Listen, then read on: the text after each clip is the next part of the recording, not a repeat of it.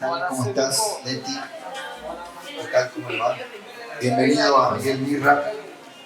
Quería decirte que tengo en mente una historia que es un poco larga, que se llama El fuego de Casabindo.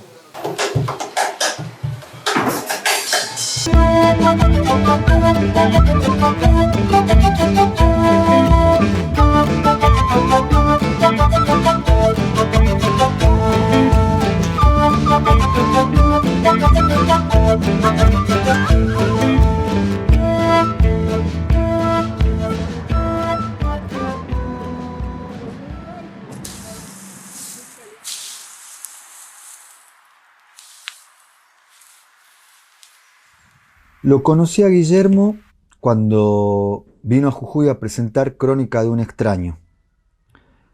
Cuando terminó la película, me fui a hablar con él porque me interesaba el trabajo que había hecho actoralmente y empezamos a charlar y de alguna manera surgió una amistad incipiente con Guillermo. Y ahí él me contó de que su vida había dado un giro, un poco a partir de lo que había interpretado en este personaje de la película, y también por su historia, porque su familia, que era de origen Colla, nunca había asumido esa identidad. Y un poco le pasaba a él también, porque su primer nombre era Genciano, y ese nombre él no lo usaba,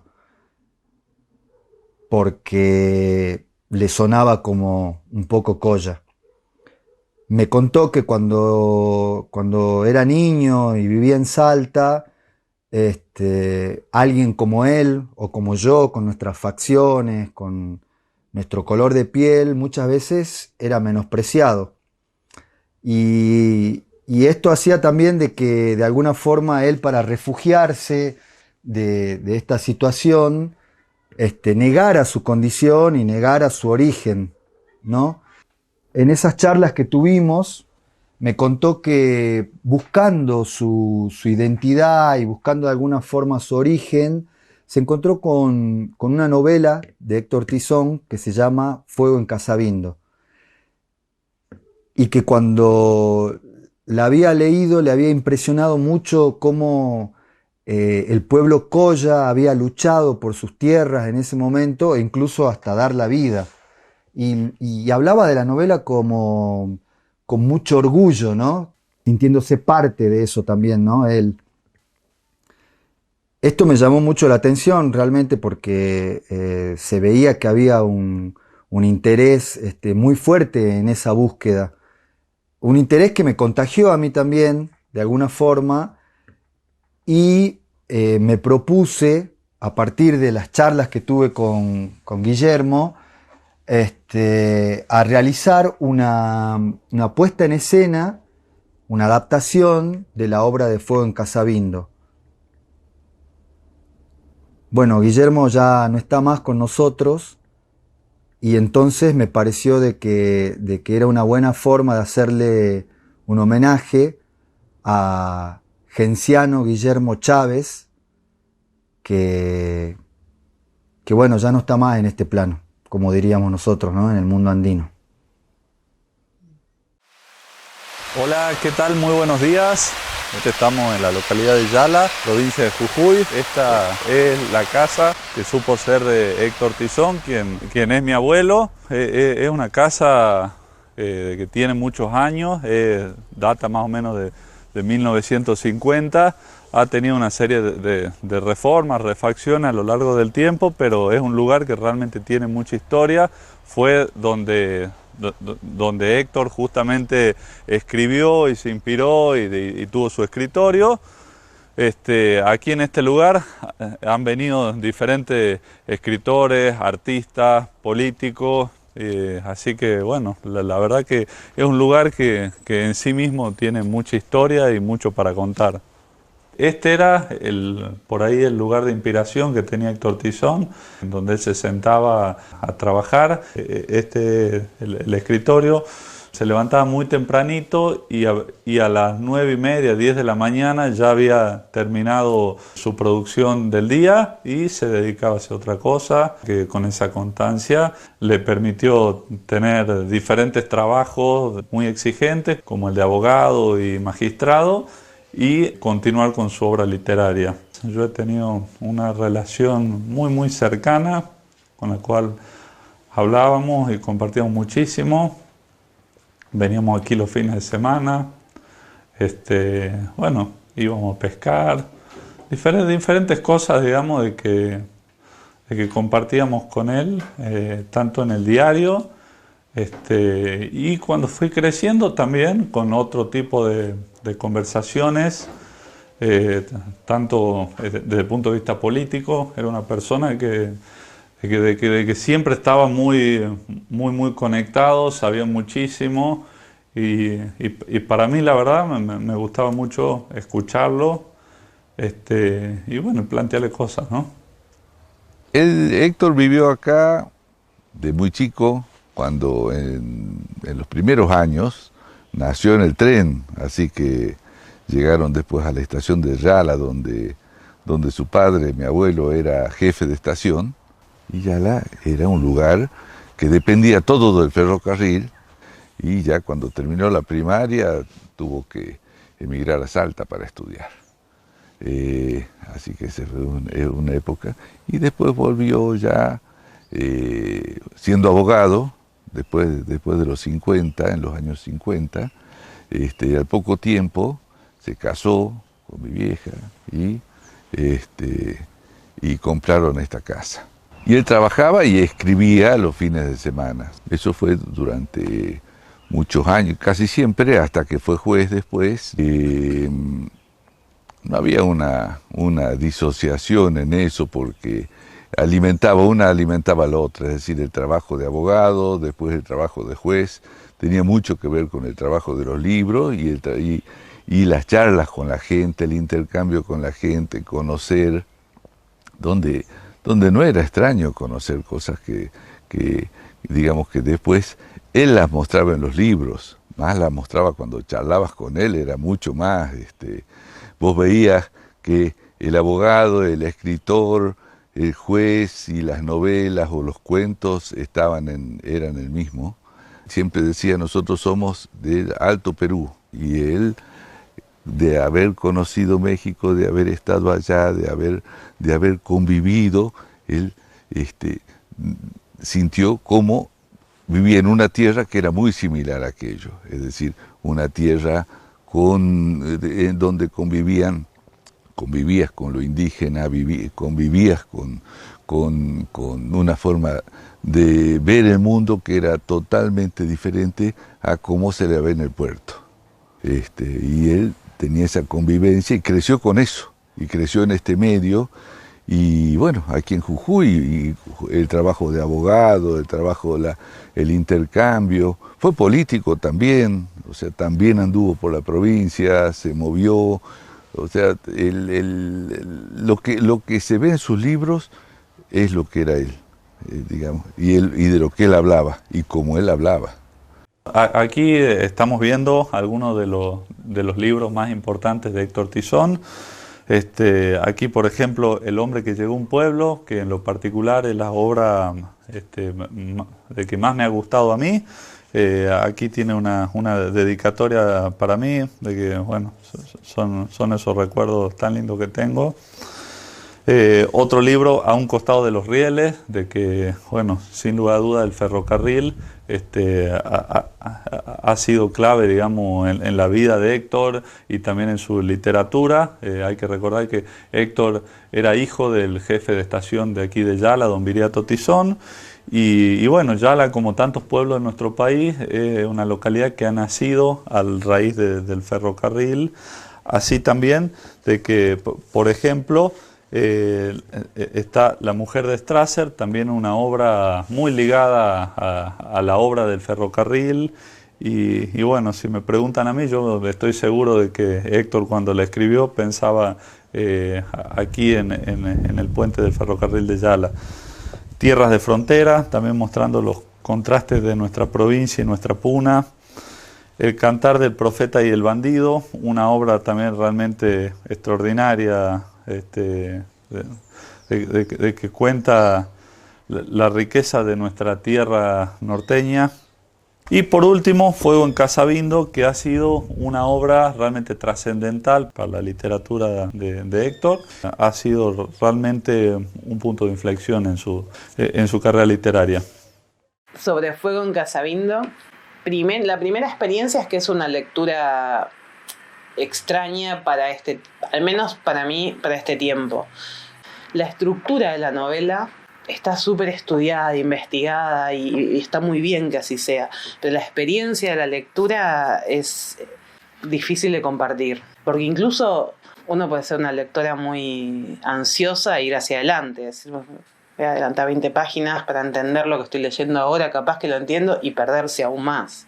Incluso empezar por el final y sublimar el final y no saber muy bien qué pasó. Pero no importa, eso ya está buenísimo. Por las imágenes, ¿no? Es una novela también muy visual, o que al menos permite imaginar mucho el territorio, las personas, la tonalidad. Cuando se pierde, lo que se pierde es la certeza de la tonalidad, la seguridad que da. Y en literatura hay algo de eso, ¿no? Hay algo de los grandes relatos, ni hablar las novelas del siglo XIX, pero digo, hay algo en los años 50, 60, en América Latina, que ya no se puede contar con la certeza de la tonalidad, de las tónicas, incluso literarias. Y está bien, está bueno que eso sea así, está bueno que nos podamos contar desde la totalidad y que los conceptos no alcancen y entonces las estructuras no alcancen y haya que quebrarlas, proponer lecturas en diagonal, laterales, confusas. ¿Por qué a Tizón le pueden interesar estos temas con los que trabajó? La puna, el territorio de la puna, el territorio con todo lo complejo del territorio, que no es ni la tierra ni el paisaje. Es todo lo que dio cuerpo a ese territorio, los seres que lo habitan, las narrativas, lo que dice de sí mismo el territorio. De hecho, es una experiencia muy transformadora, tal vez una pequeña revolución, y creo que eso, a lo mejor algo de eso arrima un poco, ¿no? A Tizón. ¿De qué iba a hablar? Si no era de la puna. ¿Quién iba a hablar? ¿Quiénes?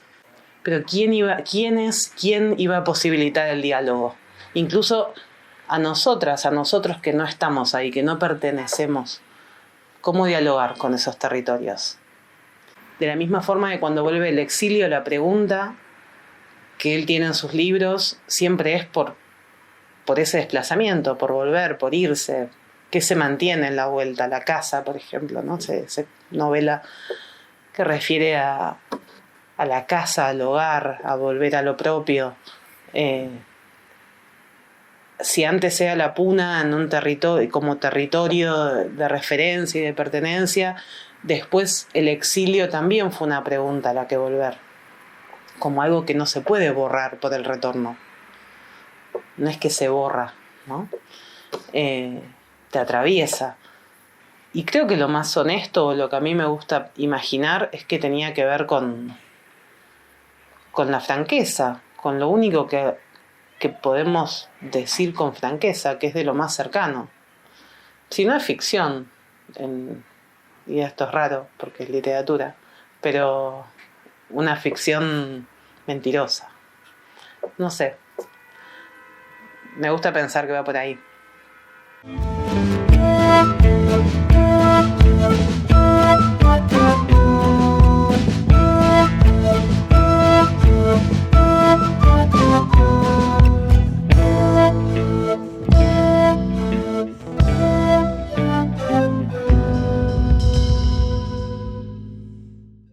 El caballero llegó casi junto a la vivienda, con su único ojo bien abierto. No venía muy bien entrazado el jinete. Poncho corto, por cuya abertura asomaba la camisa de lienzo, pantalones castaños de picote de baja ley, botas maltrechas, a través de cuyas roturas se veían los calcetines parpachos, pero sombrero alón de sombrerero, bien encumbrado, con orgullo metido hasta agobiar las orejas. ¿Qué malo puede haber en que desmonte?, dijo tranquilizador, pero la vieja retrocedió 2 pasos. Vengo en busca de Doroteo. La vieja, sin dejar de sonreír, aunque en realidad esa sonrisa se le formaba y permanecía allí, en su cara, de puro aflojado los músculos, dijo: Doroteo ha muerto. El que vino a jinete se acercó. ¿Cómo, abuela?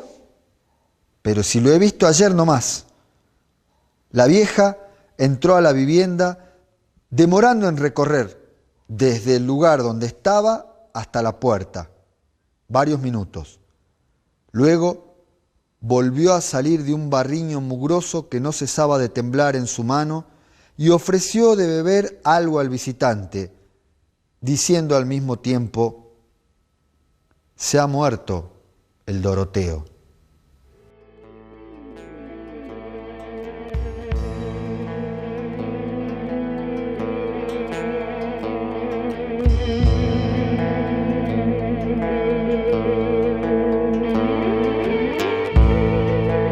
Casabindo. Charlemos de Casabindo. Para mí Casabindo es uno de los lugares más hermosos del mundo. La Puna toda es bella, pero Casabindo tiene ese no sé qué. Es un paisaje que viene cargado de historia. No solo empezó hace 10.000 años, sino que continúa hoy en día con la gente que lo habita. ¿Sí? La iglesia tiene una cuestión bien interesante, que tiene una tipología que se da solo en América, tanto en México como en los Andes, que son los atrios expandidos. Digamos, son iglesias más bien bajas, bien sólidas, y el atrio es muy grande, y este en particular tiene 4 pozas, se llama, que son como capillitas así circulares en las 4 esquinas, y en el centro tiene una capillita más. La Virgen de la Asunción, que es la patrona, es el 15 de agosto que se festeja. Bueno, la gente que cría toros tiene toros bravos que los ofrecen a la Virgen para la toreada de ese día. Y otras personas se ofrecen como toreros.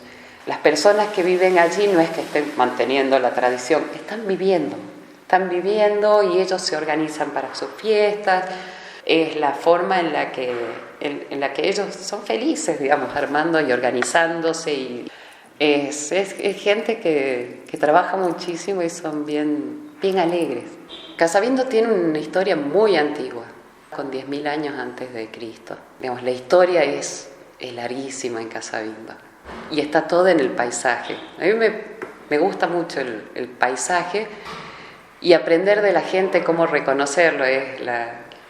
Dicen que lo que se nombra uno lo incorpora como propio, y me gusta cómo nombran los casabindeños su paisaje. Que está el Ronque, está la Quebrada, está el Peladeral, y en cada uno de esos hay sitios arqueológicos, pero la gente de ahí no les dice sitios arqueológicos, les llama pueblos viejos, les llama antigales, y están dentro de las tradiciones, de los cuentos y de la historia de cada quebrada. Está Pueblo Viejo de Potrero, Pueblo Viejo de Tucute, y que son grandes sitios.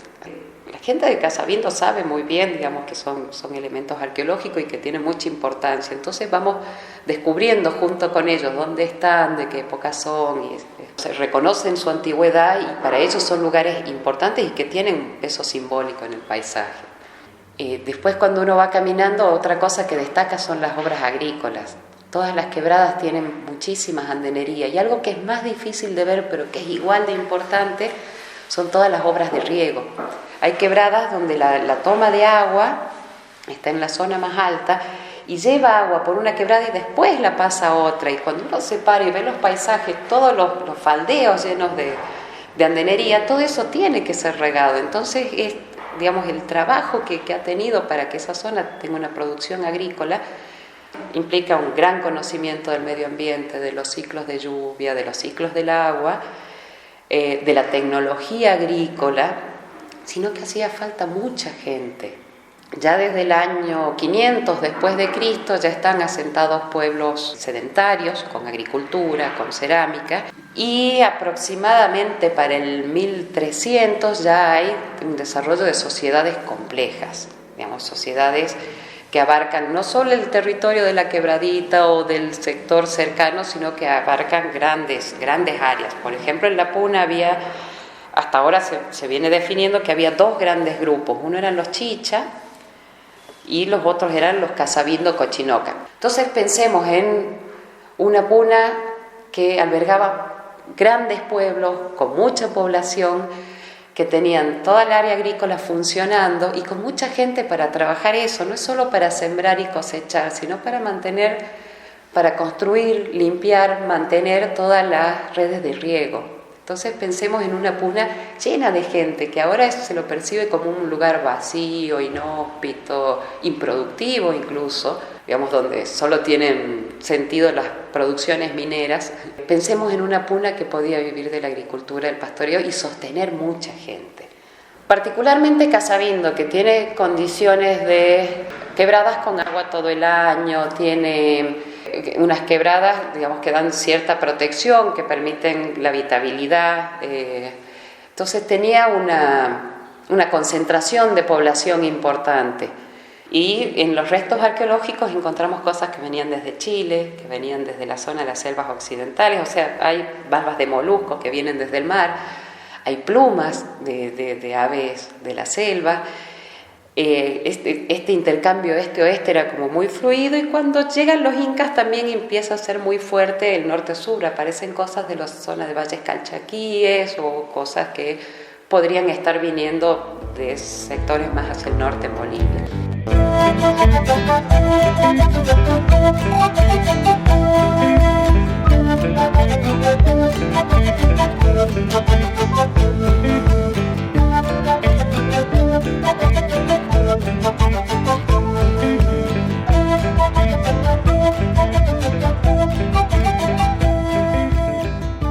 A estos grupos los conquistan los incas. ¿Qué vemos en arqueología con la conquista incaica? Hay sectores, digamos, hay ciertas continuidades, hay sectores que se amplía el área agrícola, hay mayor tecnología arquitectónica en la construcción. Hoy es muy probable que en toda esta época se hayan expandido las redes de riego, y esto lo menciono porque son cosas que llevaron mucho trabajo, ¿no? y organización. Y las redes de interacción se amplían en el momento incaico. Uno ve como cierta forma de continuidad, digamos. Para el 1500 está la invasión española, y eso sí hay un cambio importante. Ahí sí vemos cómo se van abandonando para esta época, siguen utilizando los sitios, pero la reducción de población es notoria.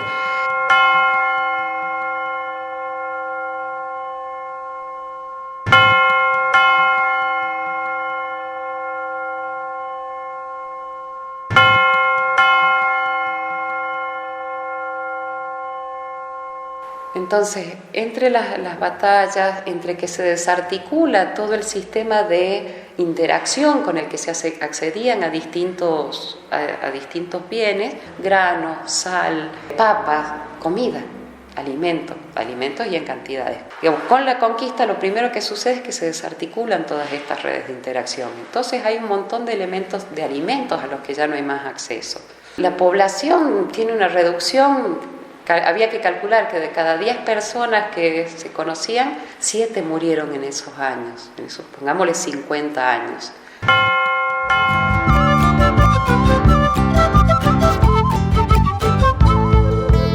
En las tierras de la Puna, en lo árido de esos campos, donde crecen los airampos, prende su faro la luna. Donde crecen los airampos, prende su faro la luna. En la noche tormentosa, el relámpago ligero, alumbrando a los viajeros. Prende su faro la luna, alumbrando a los viajeros. Prende su faro la luna.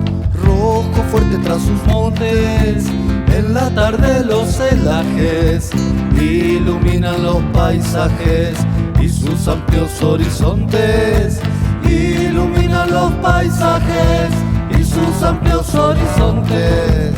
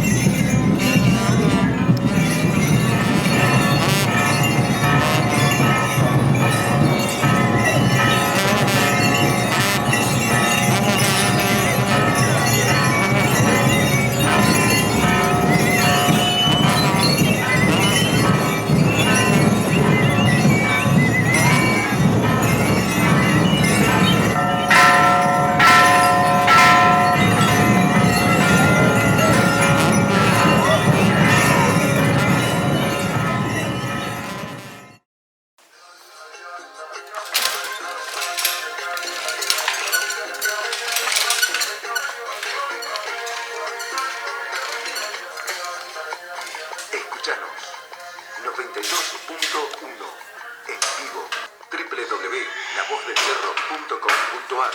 Tenemos que hablar, eso no va más. Las idas y vueltas de mis juegos jamás han ido todo mi entender. No puedo creer, este es el momento que me estoy fumando. Vos sos la que... Te cuento.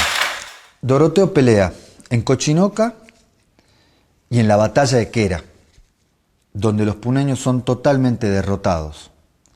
El mayor López hiere mortalmente a Doroteo con una lanza en el ojo. El caballo lo arrastra por entre los caídos, el mayor lo ve y manda a sus hombres a buscarlo. El tordillo se escapa. Después vuelven ambos a buscar el cuerpo de Doroteo. Y el animal lo ayuda a Doroteo a buscar su cuerpo. No lo encuentran. Entonces siguen buscando a su matador para que su cuerpo no se corrompa. Hacia el final del día lo encuentran en la fiesta de Casabindo. Doroteo entra en su caballo, pero la gente del pueblo solo ve al caballo. Se para en un tapial a esperarlo, al mayor. El mayor López se empieza a sentir atormentado por el alma de Doroteo y se va de la plaza. Pone su puñal en el piso y se tira sobre el puñal y se mata. Al día siguiente, una niña encuentra el cuerpo putrefacto de Doroteo al pie del tapial. También encuentran el cuerpo del mayor López y ambos son enterrados en el mismo camposanto. En general las tierras de la puna habían sido dadas en encomiendas, pero otras tierras eran tierras comunales que pertenecían a diferentes comunidades. La encomienda deja de existir a partir de los primeros meses del movimiento revolucionario, en 1810. En el primer viaje que hace Juan José Castelli al Alto Perú, proclama justamente la abolición de la mita, el yarraconazgo y la encomienda. A principios de los gobiernos revolucionarios ya independientes, se suprimen las comunidades, el concepto de comunidad, ¿sí? Y las autoridades indígenas. Las guerras de la independencia no le dieron ningún tipo de nuevos derechos a los campesinos. Y eran una serie de promesas que los primeros gobiernos patrios dieron. Otra vez de vuelta del 46 venimos hasta aquí y en el 93 volvimos otra vez pidiéndoles al señor presidente que nos devuelva las tierras y esperamos su respuesta de él, hasta cuándo va a poder parar. Nosotros no salimos hasta que no nos arregle o nos entregue nuestras tierras. A partir de la segunda mitad del siglo XIX se genera en la Puna de Jujuy un conflicto y un movimiento de resistencia y rebelión campesina que va a durar casi 50 años, cuando se crea la contribución territorial, es decir, un impuesto a los propietarios. Los propietarios inmediatamente agregan ese impuesto a los arrenderos, es decir, le aumentan los arriendos. Otro impuesto, otra carga fiscal sobre los campesinos va a ser la contribución mobiliaria, que es un impuesto sobre la cría de ganado, lo que se llama en la Puna el multiplico.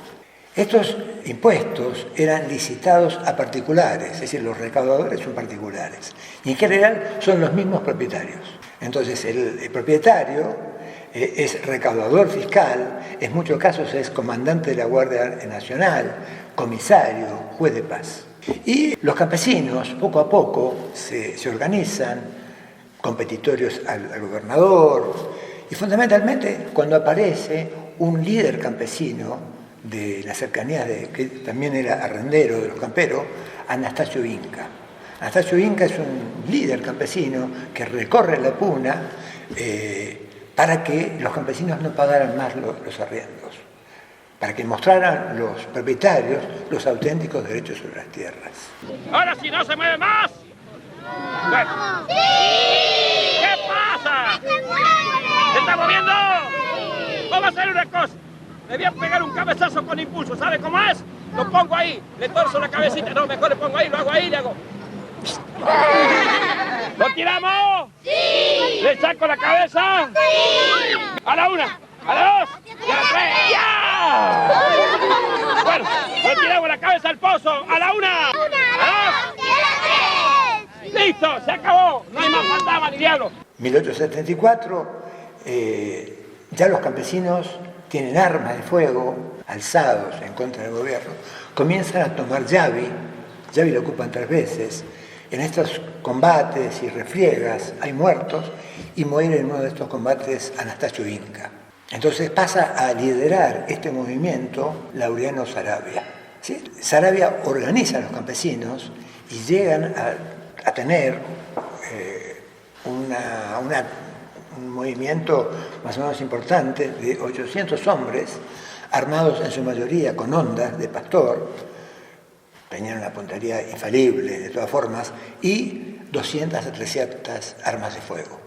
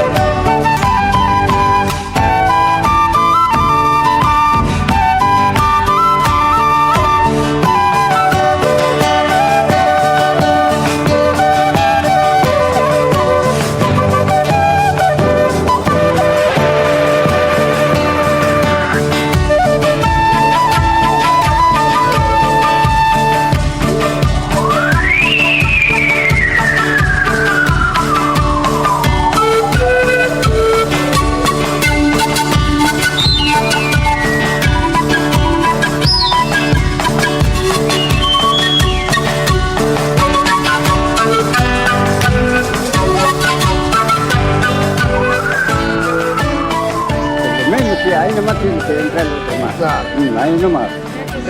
En caso que no entra ahí nomás, vemos un puntito que no está entrando, otra vez que cayera aquí. En caravana. Sí, señor. Sí. Porque dejar nomás no va a hacer.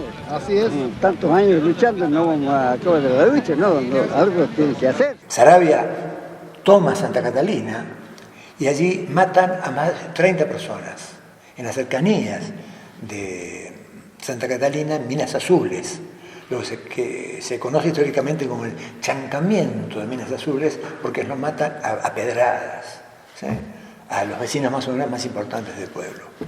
En la política de Jujuy hay cambios y asume un representante justamente de los latifundistas como gobernador, que es José María Álvarez Prado, que es un gran propietario de la quebrada. Álvarez Prado marcha con un ejército hacia la Puna y es vencido por los campesinos en Abra de la Cruz. Eso es en diciembre de 1874. Con refuerzos que llegan de Salta y Jujuy, enfrentan nuevamente a los campesinos en las serranías de Quera. Después de un combate de varias horas, los campesinos son derrotados, hay más de 200 muertos en el combate, Laureano Saravia y algunos jefes logran huir hacia Bolivia, pero en general la Puna es ocupada militarmente, va a haber muchísimos prisioneros, muchos van a ser fusilados en las plazas de los pueblos cabeceras, digamos, Llave, Rinconada, Santa Catalina. Cuanto no se acabe de solucionarse, se solta nuevamente la gente de allá. Bien. Los que quedan esperando allá. Bien, don Esteban. Así es. Ya. Después de esto, la demanda de los campesinos por la tierra continúa. Nosotros vamos a ver movimientos constantes. Un año más tarde ya se niegan nuevamente a pagar los arriendos. Finalmente las tierras de Cochinoca se declaran fiscales. Los campesinos piensan que finalmente serán mensuradas y entregadas a los campesinos, cosa que no pasa. El gobierno vende grandes latifundios y vemos que este clima de rebelión y resistencia va a ser constante, va a ir formando como generaciones de dirigentes campesinos. Ya en pleno siglo XX continúan estos movimientos petitorios. Con el ferrocarril comienzan a viajar hacia Buenos Aires para pedir las tierras que habitan desde tiempos inmemoriales. Durante la campaña proselitista ya en el 46 de Perón acusa a la oligarquía. Una vez ganadas las elecciones, viene un grupo de militares a la Puna y organiza, este grupo estaba liderado por el teniente Bertonasco, organiza el Malón de la Paz. Y viajan un grupo de más de 170 arrenderos de la Puna, tardan más de 2 meses, llegan a Buenos Aires, son recibidos por el pueblo como héroes, se organizan asados en las plazas, el mismo Perón los recibe en el balcón de la Casa Rosada, pero después de estar casi 2 meses, violentamente los devuelven a la Puna. Si los meten en trenes y los devuelven a la Puna. El conflicto de tierras no termina y en 1949 una ley del Congreso expropia 1.200.000 hectáreas a los grandes latifundistas de la Puna. Las tierras pasan a ser del Estado provincial, pero el Estado provincial, que tiene que mesurarlas y entregarlas a los campesinos, nunca lo hace.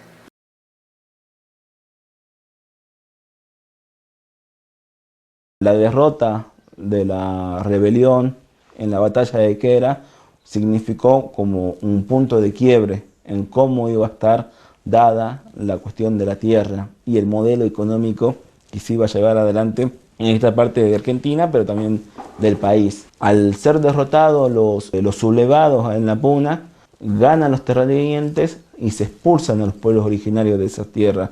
Muchos terminan perdiendo su tierra, perdiendo todo derecho.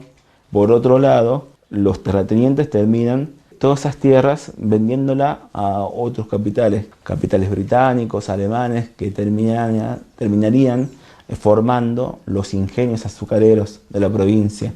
Estamos hablando, bueno, del ingenio Ledesma, del ingenio La Esperanza, como grandes emporios azucareros en los cuales necesitaban mucha mano de obra.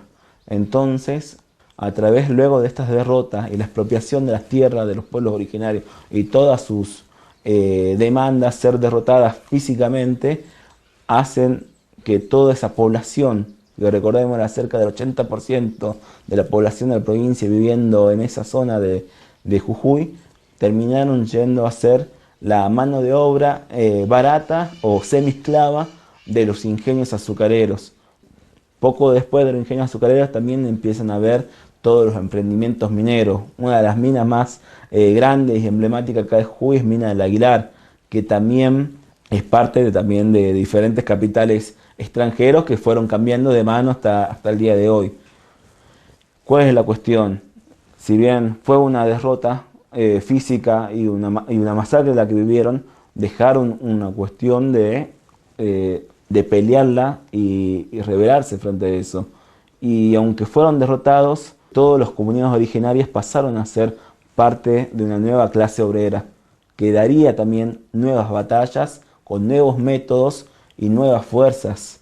Podríamos decir cómo los ingenios azucareros, en un proceso de 20, 30 años, empezaron a formarse los grandes sindicatos de los azucareros, que empezaban a discutir y replantear varias cuestiones de la forma en cómo debían trabajar y los que les imponían las diferentes patronales.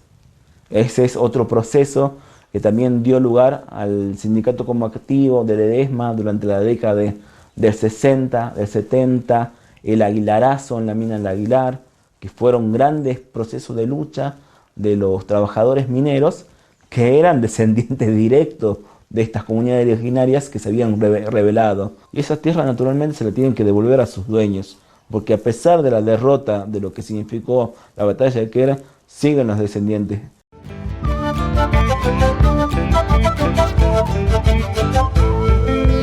En las tierras de la Puna, en lo árido de sus campos, donde crecen los airampos, prende su faro la luna. Donde crecen los airampos, prende su faro la luna.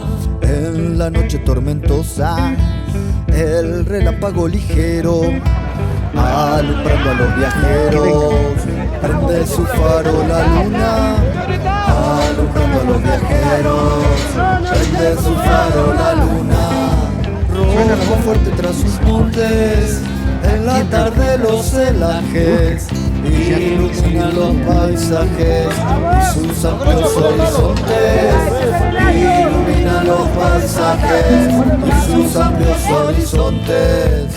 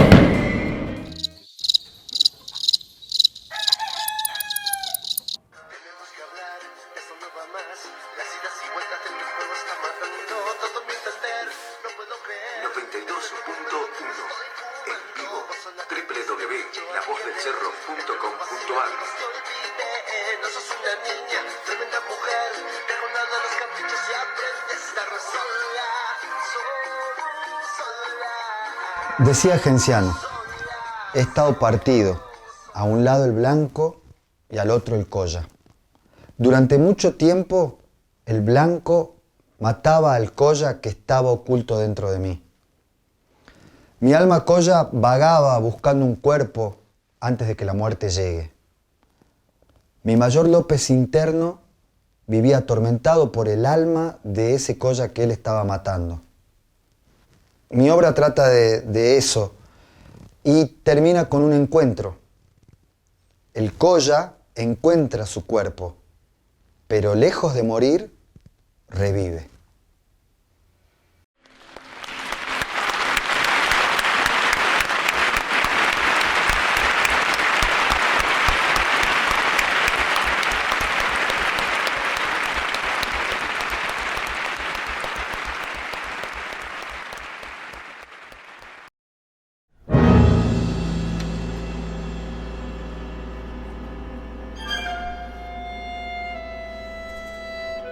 Bueno, un santafesino que estudia en el Liceo Municipal. Todo el tiempo lo resaltaban porque era un prodigio, comenzó a tocar el piano muy temprano, a muy temprana edad. Y tanto es así que cuando se egresó del liceo, le dieron una beca para venir a estudiar a Buenos Aires. Eso fue en 1946. Llegó a Buenos Aires en 1947 para estudiar composición con Luis Yarneo, con el maestro Yarneo, para estudiar piano con Vicente Escaramuzza y Antonio de Raco. Y bueno, y así comenzó una carrera de estudio con excelentes maestros, referentes de nuestra música argentina y del mundo también, ¿por qué no? Y luego gana una beca del gobierno italiano para perfeccionar sus estudios de composición y dirección orquestal y coral en Italia. Aquí en Buenos Aires trabajó con Marcos Madanes, el hermano de Cecilio Madanes. También hizo música con Manuel Antín, de película, digo. Bueno, La Cifra Impar, tiene bastante música de película y también incursiones en música teatral como Caperucita Roja, Los Hermanos Karamazov, hasta llegar a la idea de hacer una ópera que siempre estuvo en su inconsciente, por decir, porque cuando él era muy joven quería recopilar la música autóctona argentina, indígena. Entonces él viajó al norte de nuestro país, a Salta, Jujuy, y estuvo paradójicamente en Casabindo. Yo he visto de pequeñas fotos o diapositivas del pueblo.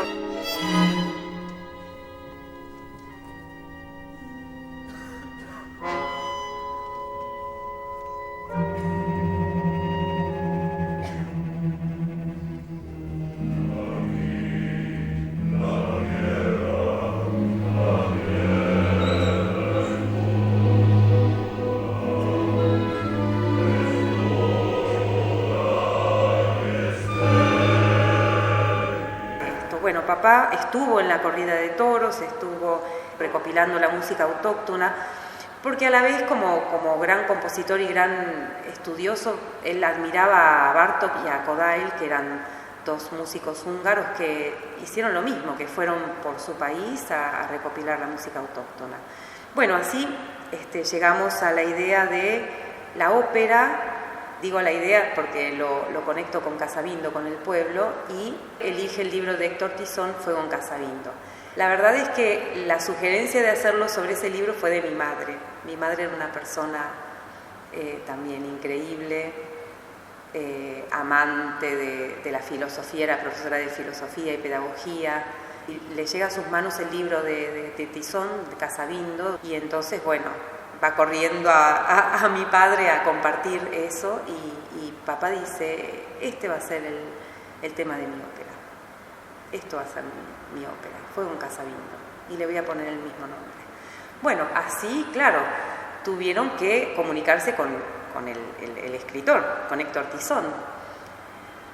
Y Tizón también una persona muy particular, un hombre muy culto que tuvo que exiliarse en España, vivió el exilio creo de una manera bastante dolorosa, bueno, como todos los exiliados, y bueno, pero es muy interesante o particular la anécdota, porque papá lo llama una mañana muy temprano para preguntarle, bueno, si él podía usar su libro o podía, está todo el tema de la cesión de derechos y todo esto.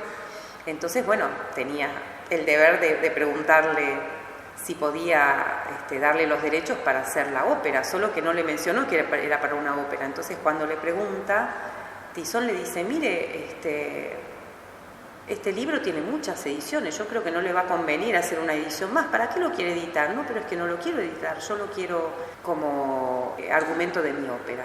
Y Tizón, claro, se queda sorprendido, le gustó la idea y bueno, y así comienza esta historia, esta semilla que va creciendo y se convierte en la ópera, en Fuego en Casabindo.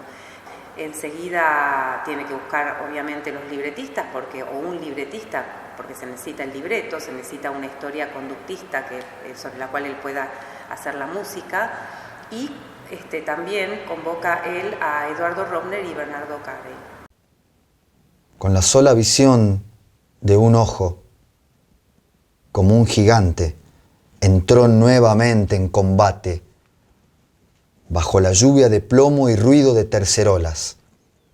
Ya no galopa, sino que vuela y flota. El sol comienza a apagarse. La comba del cielo se agrisa como el techo de una cueva muy alta. Vuela y remolinea sobre el desorden de caballos e infanterías, con un pañuelo de batista empapado en la frente. Oye la voz de Jiménez, que comienza ya a conjugar las sílabas finales de un cantar. En Cochinoca vencido, en Quera ya no ha podido.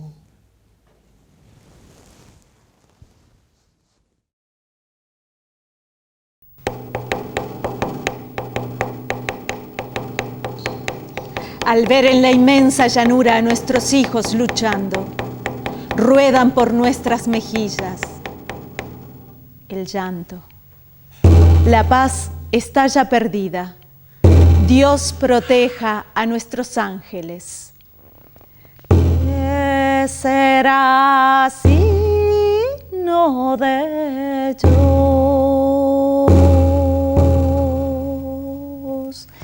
¿Qué será mañana?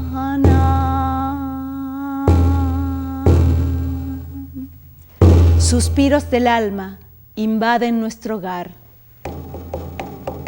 Estrépitos insoportables de la lucha, del combate. Se revelará el misterio.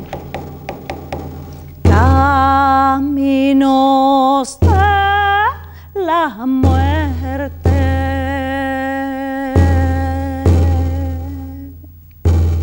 Oh, de la inmortalidad.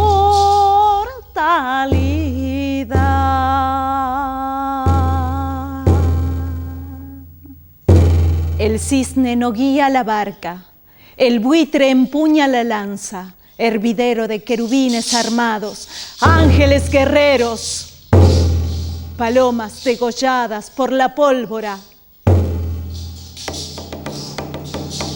Fatal será vuestra ausencia para quienes les toque seguir viviendo. ¿Qué será sino de ellos? ¿Qué será mañana? Caminos de la muerte.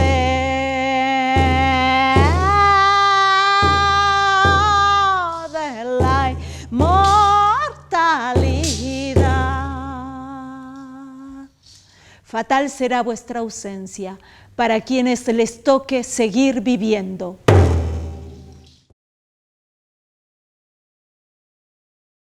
Mi relación con la ópera, con Fuego en Casabindo, fue circunstancial. No estaba entre mis propósitos. Yo conocía la novela porque fui librero durante muchos años y conocía a la librera y conocía al autor. Yo había adaptado varias cosas para el teatro, había adaptado una obra de Roberto Arlt, una novela de Roberto Arlt, El juguete rabioso, había adaptado también una novela de Jorge Amado. A todo esto, el compositor, el músico, Virtud Maraño, que creo que era el motor de este proyecto, Virtud Maraño también había hecho una adaptación en la cual le había dado prevalencia a la situación del personaje principal. Ese era el conflicto en el cual él se apoyó para hacer una primera adaptación de la obra de Tizón, en la cual el personaje principal muere y es su alma la que modifica el mundo, digamos, A mí me interesaba más el conflicto que había entre los collas, dueños de la tierra, y los españoles que se creían dueños de la tierra. Me interesaba más ese conflicto, sin dejar de lado tampoco el conflicto de Virtud. A Eduardo Robner le interesó, le atrajo mucho este camino que había iniciado de adaptación. Yo trabajé a fines del siglo anterior y principios de con fuerza, porque entré en el placer de la escritura de Tizón. La obra técnicamente presentaba dificultades para no tergiversarla, para no hacer de la obra otra cosa distinta a lo que Tizón había escrito. Antes de comenzar a huir, Doroteo se asomó al filo de la hollada junto con su caballo. Desde allí pudo ver a la tropa triunfante en aprestos de marcha. De pronto, un temblor helado se apoderó del caballo. Un grave peso excesivo sobre el espinazo sintió. 2 jinetes, 4 espuelas acicateando a sus flancos, 2 gargantas, 4 ojos, 2 cabezas. ¿Quién lo guiaba? De repente, un rayo cruzó el horizonte, se encabritó y perpendicular en 2 patas, arrojó el exceso y empezó a galopar desesperadamente. Él también sabía que debía darse prisa antes que la carne comenzara a ceder corrompida. Luego se paró en seco.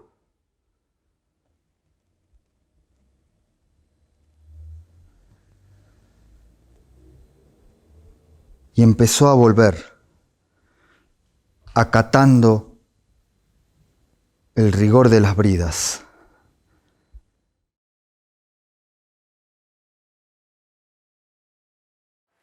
Bueno, esta canción, que es una canción de 1948 de la juventud de mi padre, la canción de cuna para un niño ciego, con textos de Juan Pedro Ramos, es lo que decidió papá que iba a ser el final de la ópera.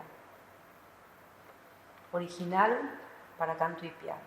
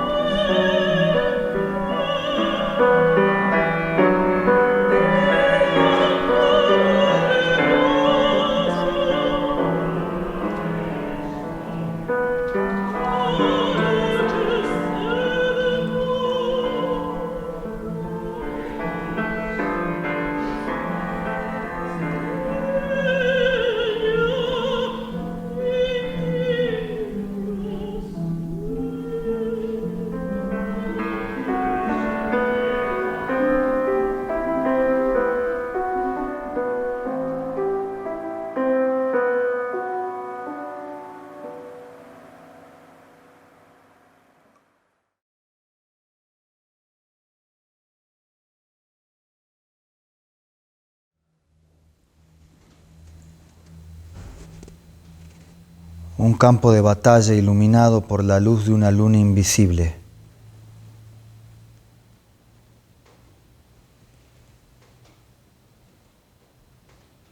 un pequeño altozano en forma de triángulo, sembrado de piedras y cadáveres. Caballo y jinete comenzaron a requisar uno a uno. La mayoría de los cuerpos estaban rígidos, con las manos atadas a las espaldas. Habían sido fusilados.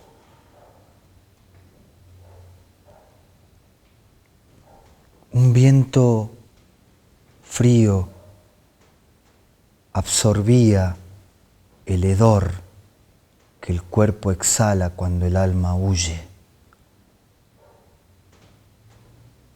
El caballo ayudó al jinete a volcar los cuerpos para mirarles la cara.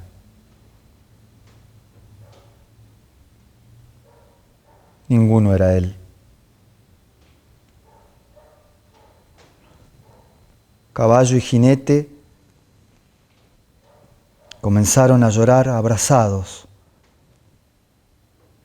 bajo el cielo interminable.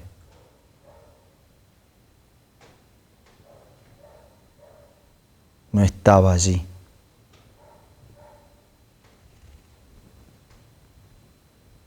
No estaba allí.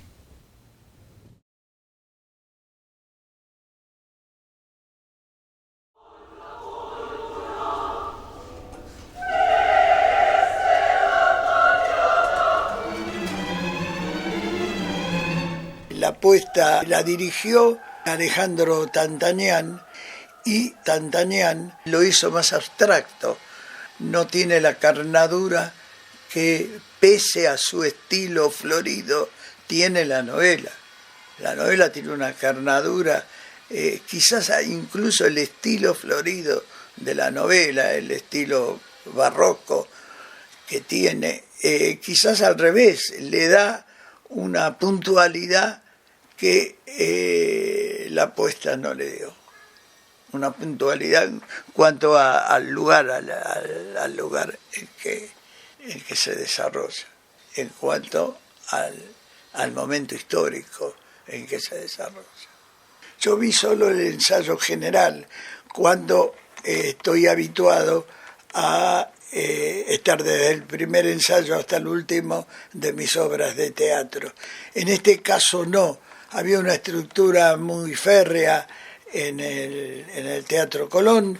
Las estructuras del Colón le costaba mucho, como incluir obras de autores argentinos. El estreno tuvo, primero que fueron pocas funciones a lo que yo como hombre de teatro no estoy demasiado acostumbrado. Vino el público de abono. El público de abono es un público muy especial que cree tener cierta cultura, cuando quizás más que cierta cultura tienen costumbres, tradiciones, hábitos. Y la obra tuvo entonces, el día del estreno, creo que los días posteriores fueron iguales, un abandono de la platea de los abonados en un 30% más o menos, que criticaban el hecho de que el personaje principal de la obra no era un militar de fuste, ni tampoco un aristócrata venido a menos, sino un simple colla negro de mierda, como alguno dijo, alguno de los que se iban.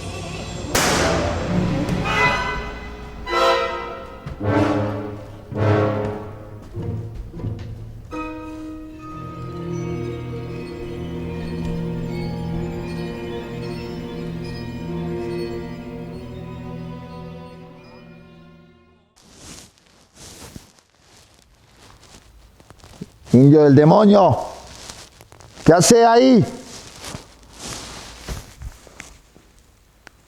Te espero. ¿Para qué? ¿Querés aterrorizarme por el resto de mi vida?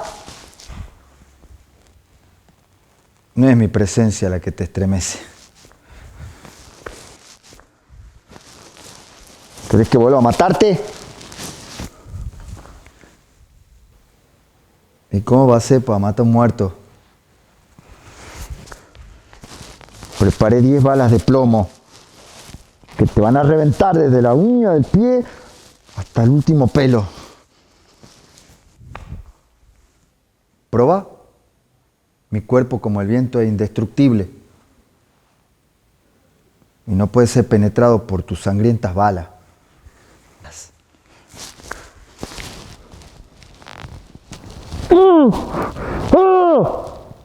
¿Por qué no caes, niño del demonio? ¿Por qué no morís? ¿Qué tengo que hacer para que desaparezcas? Nada. Me vas a llevar con vos por siempre.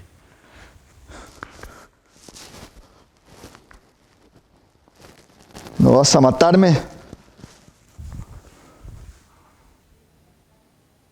Ya está muerto.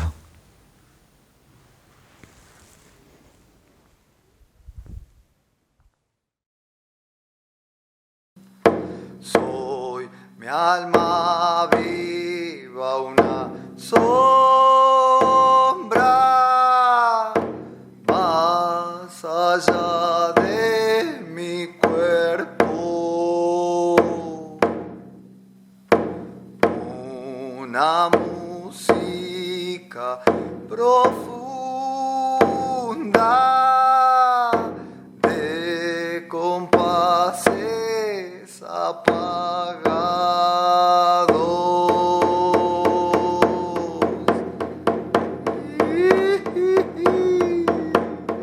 Es el fluir del tiempo que se demora conmigo, fuerza invisible y lenta que debilita y destruye a mi desvalido cuerpo.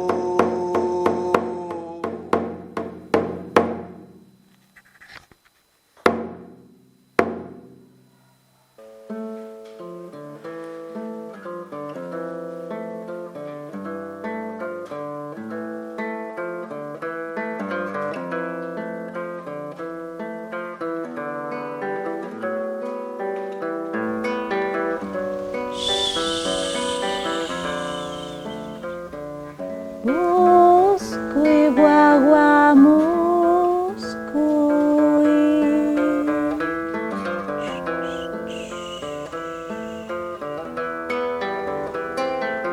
Velando tu reposo la noche se demora.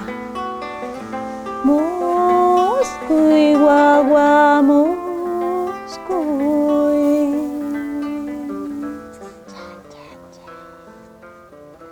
Y en mi canción de cuna el tiempo se duerme. Muscuy, guagua, muscuy. Sueña, mi guagua, sueña.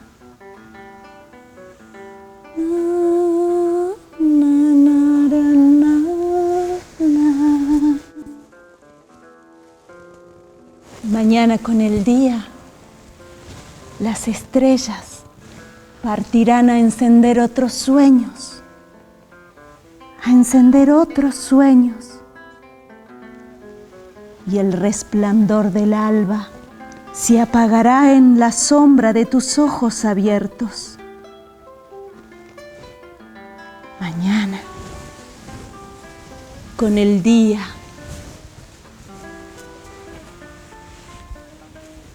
no habrá amanecer, silencio, ya se está durmiendo. Sus ojos están viendo.